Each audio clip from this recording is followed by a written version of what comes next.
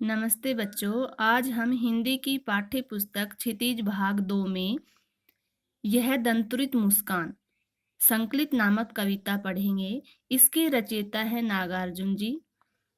तो हम नागार्जुन जी के जन्म, उनकी शिक्षाएं, उनकी काव्य रचनाएं, उनकी काव्य कृतियां, उनकी भाषा शैली के बारे में आज पढ़ेंगे। तो सबसे पहले हम नागार्जुन के बारे में जानते हैं कि नागार्जुन का जन्म बिहार के दरभंगा जिले के सतलखा गांव में सन 1911 में हुआ। उनके बचपन का नाम वैद्यनाथ मिश्र था। आरंभिक शिक्षा उनकी संस्कृत पाठशाला में हुई। फिर वो अध्ययन के लिए बनारस और कोलकाता गए। इसके बाद वे 1936 ईस्वी में श्रीलंका गए और वहीं बौद्ध धर्म में दीक्षित हुए। नागार्जुन जी 1938 ईस्वी में स्वदेश लौट आए। घुमक्कड़ी और अक्खड़ स्वभाव के धनी नागार्जुन ने अनेक बार संपूर्ण भारत की यात्रा भी की। सन 1998 में उनका देहांत हो गया।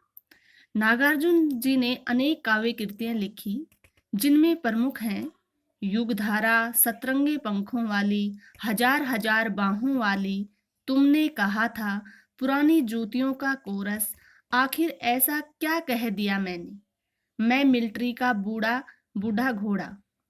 नागार्जुन ने कविता के साथ साथ उपन्यास और अन्य गद्य-विधाओं में भी लेखन किया। उनका संपूर्ण कृतित्व नागार्जुन रचनावली के 7 खंडों में प्रकाशित है। साहित्यिक योगदान के लिए उन्हें अनेक पुरस्कारों से सम्मानित किया गया, जिनमें प्रमुख हैं हिंदी अकादमी, दिल्ली का शिखर सम्मान, उत्तर प्रदेश का भारत भारती पुरस्कार एवं बिहार का राजेंद्र प्रसाद पुरस्कार। मैथिली भाषा में कविता के लिए उन्हें साहित्य अकादमी पुरस्कार प्रदान किया गया। राजनीतिक सक्रियता के कारण उन्हें अनेक बार जेल जाना पड़ा। हिंदी और मैथिली में समान रूप से लेखन करने वाले नागार्जुन ने बांग्ला और संस्कृत में भी कविताएं लिखी। मातृभाषा मैथिली में, यानी कि उनकी मातृभाषा मैथिली थी, उसमें वे यात्री नाम से लिखते थे।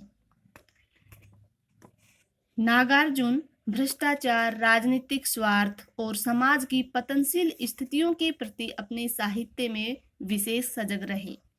वे व्यंग्य में भी माहिर हैं, इसलिए उन्हें आधुनिक कबीर भी कहा जाता है। उनकी कविताएं गांव की चौपालों और साहित्यिक दुनिया में समान रूप से लोकप्रिय हैं। वे वास्तविक अर्थों में जन कवि हैं। उन्होंने अनेक छंदों में भी, जिसमें प्रमुख है मुक्तक छंद में काव्य रचना की। उन्होंने अपनी भाषा में खड़ी बोली को उन्होंने माध्यम बनाया। खड़ी बोली के बोलचाल रूप को उन्होंने अपनाया है। जनवादी कवि होने के कारण इनकी भाषा में ग्रामीण और देशज शब्दों का भी बहुत अधिक प्रयोग हुआ है। अलंकारों का, शब्द शक्तियों का और श्रृंगार, वीर तथा करुण रसों को भी अपने काव्य में इन्होंने स्थान दिया है। तो ये सब बातें हम नागार्जुन के जीवन के बारे में हमने जानी।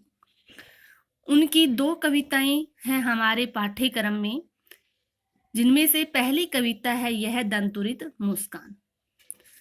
तो अब हम दंतुरित मुस्कान, एक छोटे बच्चे की मुस्कान, उस कविता के बारे में पढ़ेंगे। अगली वीडियो में हम इसकी व्याख्या पढ़ते हैं।